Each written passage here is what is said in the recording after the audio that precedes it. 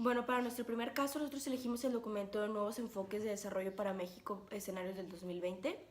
En ese menciona que fue parte de un esfuerzo regional de la Fundación Friedrich Ebert y su sede es en Latinoamérica, en el que se prendió un ejercicio o un proyecto de reflexión prospectiva que comenzó a inicios del siglo XXI con un objetivo claro que era perfilar las opciones de evolución global para las naciones y esto con un horizonte al año 2020. El proyecto se divide en diferentes etapas, pero lo primero que se nos menciona son los objetivos particulares, que estos son 3 objetivos particulares. El primero de estos es establecer un proceso de diálogo sobre nuevos enfoques de desarrollo viables, sobre todo para las economías relacionadas y justamente en el área social. El segundo de los objetivos es crear un espacio nacional y regional para el debate sobre la región y cómo crear una integración con esta misma. Y el tercero de los objetivos es utilizar estas reflexiones con las contrapartes de la Fundación y acercarse con los tomadores de decisiones nacionales y regionales. Se menciona que con el propósito de que el proyecto sea más diverso y que se tengan diferentes enfoques, se hizo la invitación a un equipo de expertos conformado por personas de diferentes campos y de diferentes enfoques, por ejemplo, economistas, sociólogos, politólogos o personas de relaciones internacionales, como profesionistas que parten de la academia, de gobierno, think tanks, organizaciones de la sociedad civil, entre otros grupos. Y el propósito era integrar un grupo multidisciplinario de 9 integrantes. Bueno, dentro de este proyecto se adoptó un método de 5 pasos para la elaboración de escenarios. El primero de los pasos nos menciona que es la identificación de los factores clave. ¿A qué se refiere con esto? Bueno, nos dice que para la realidad que se está analizando se tiene que obtener factores que influyan o que tengan un efecto principal muy fuerte dentro de los escenarios. Para esto se llevó un ejercicio de lluvia de ideas con el que se obtuvieron 33 factores clave, de los cuales se optó por elegir únicamente 9 factores que tuvieran una mayor incidencia en los escenarios futuros. Estos son la inscripción de México en el sistema internacional, la capacidad productiva, el desarrollo sustentable, la inclusión social, el sistema educativo y calidad de aprendizaje, el proyecto de desarrollo nacional, la capacidad de dirección del Estado, el Estado de Derecho y la cultura cívica. En el segundo de los pasos se elabora un modelo sistémico simple. El tercer paso consiste en el debate de interpretación del modelo como un escenario. Aquí nos habla de ver tanto el segundo paso como el tercero en conjunto, a través de la creación de modelos simples, de la interrelación entre factores claves a partir de la creación de una matriz donde cada factor clave sea analizado con su vinculación entre los mismos. El cuarto de los pasos es el desarrollo de los mismos escenarios y su formalización. Es a través del análisis de las dinámicas en la matriz que es mencionada, que conforma unas grandes líneas lógicas de factores y su interrelación entre estas. Y finalmente, el quinto paso se habla de las condiciones de elaborar las conclusiones estratégicas. A continuación, hablaremos de los 5 escenarios propuestos por el paper. El primer escenario es el inercial, subordinación al crimen organizado. Tal y como le dice el título, se presenta una distopía porque el gobierno está completamente ausente. Las autoridades locales han sido incapaces de perseguir realmente al crimen organizado, en ser efectivos en el combate contra el narcotráfico. Por lo tanto, se ha generado una crisis económica, ya que la gente externa a México ve al país como un narcoestado, como ¿para qué voy a invertir ahí si hay impunidad, si va a haber problemas de corrupción, si muy probablemente van a pedir moche cuando pongan la compañía? Entonces, mejor nos ahorramos de problemas y nos vamos a otro lado. En consecuencia, ha creado crisis económica. También el crimen organizado ha hecho que haya un éxodo masivo de personas, lo que ha creado más tensiones con Estados Unidos. Ahora tenemos 2 vertientes principales, que sería la migración, pero esta vez sí es masiva y sí va en serio, y la segunda es la lucha del crimen organizado. Estados Unidos le está exigiendo a México que se ponga a trabajar, pero el gobierno simplemente no le interesa porque está controlado por el crimen organizado. Básicamente nuestra capacidad de negociación exterior es nula. El segundo escenario que se nos presenta es el de desarrollismo empresarial. Se ha ido recuperando poco a poco los espacios que antes estaban ocupados con el crimen organizado.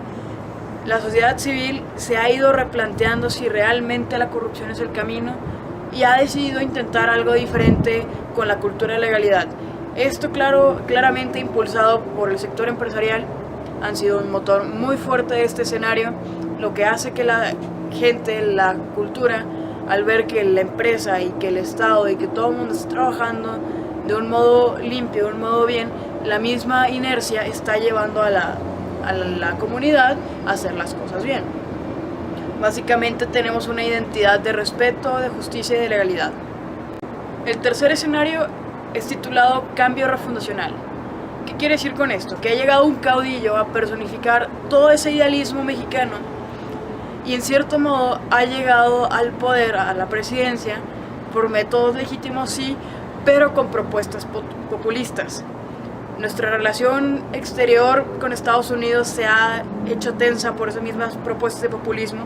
Sin embargo, la relación que tenemos con Latinoamérica se ha vuelto una relación más de solidaridad, a como se tenía hace décadas antes, que Latinoamérica veía propiamente a México como un hermano mayor, no tanto como un extraño norteamericano.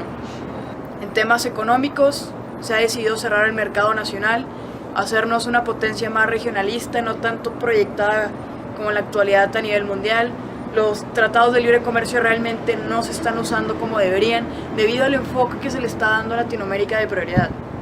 Esto ha ocasionado tensiones con Estados Unidos y simplemente nuestra relación no es de odio, simplemente es una relación que ya no es tan cooperativa como lo era antes. El cuarto escenario es consolidación neoconservadora. ¿Qué quiere decir con esto? Que ha llegado un Donald Trump mexicano a la presidencia. ¿Qué quiere decir? Que el mercado se ha abierto, los sindicatos están perdiendo poder, los derechos humanos realmente no están funcionando como deberían y obviamente nuestra relación con el exterior se está tornando un poco más dura y áspera, ya que solo mantenemos relaciones decentes, cordiales con otros países neoconservadores. En consecuencia, los países liberales o de otras ideologías chocan mucho con nuestra forma de pensar, con la forma de pensar de la élite de ese tiempo. Por lo tanto, también hay una desestabilidad, ya que nacionalmente comunidades que ya habían ganado sus derechos se está presentando un retroceso a la mujer, a la comunidad LGBT, derecho de los animales, derecho ambiental, todo eso la verdad está yéndose para atrás.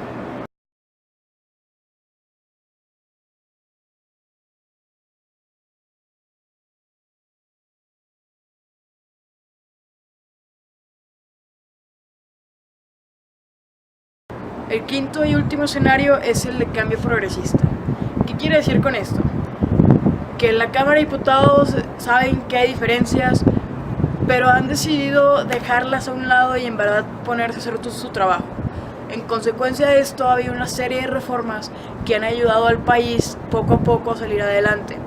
La gente, la comunidad, al ver que el gobierno se está poniendo las pilas y que va bien, ha dicho, no, pues también quiero ser partícipe de ese cambio. ¿Y qué es lo que hace? Que poco a poco empiezan a modificar su cultura por una cultura de la legalidad.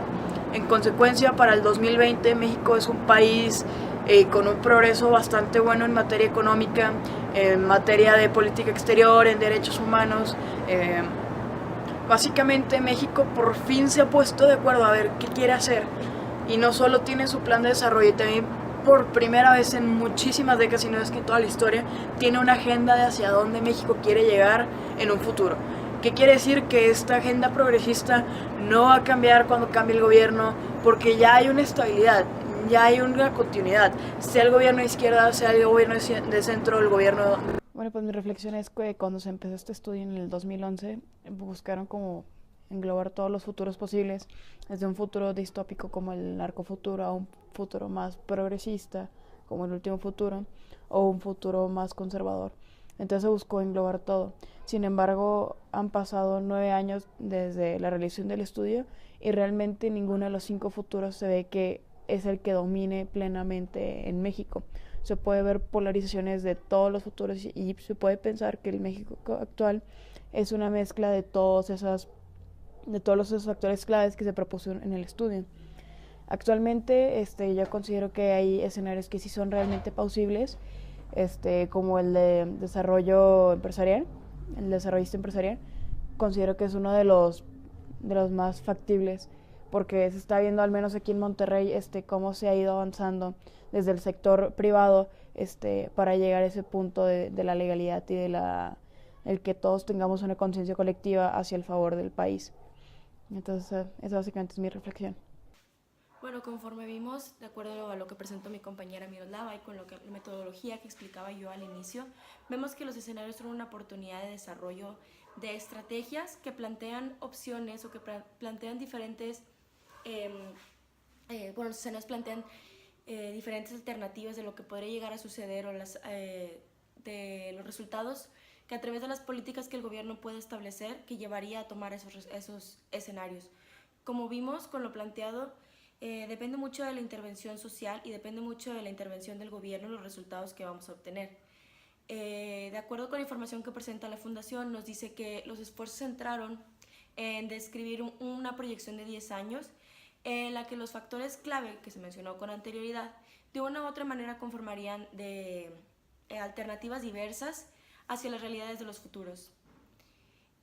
Como se ha mencionado con anterioridad y como hemos visto en nuestro curso, los escenarios en sí no presentan una respuesta, sino son rasgos generales de lo que podría llegar a ser el futuro. Plantean una serie de alternativas y con ellos, como también es mencionado por la misma fundación, para México constituyen un actual debate sobre el rumbo de que deben tomar las acciones de los funcionarios y que debe tomar la sociedad para evitar que lleguemos a conflictos o que no se tomen las medidas necesarias para solucionar los problemas o aquellos puntos de vista importantes que se mencionaron en los escenarios. Y todo eso tiene que ser para la formulación y la adopción de enfoques que nos conlleven y que conlleven hacia el desarrollo.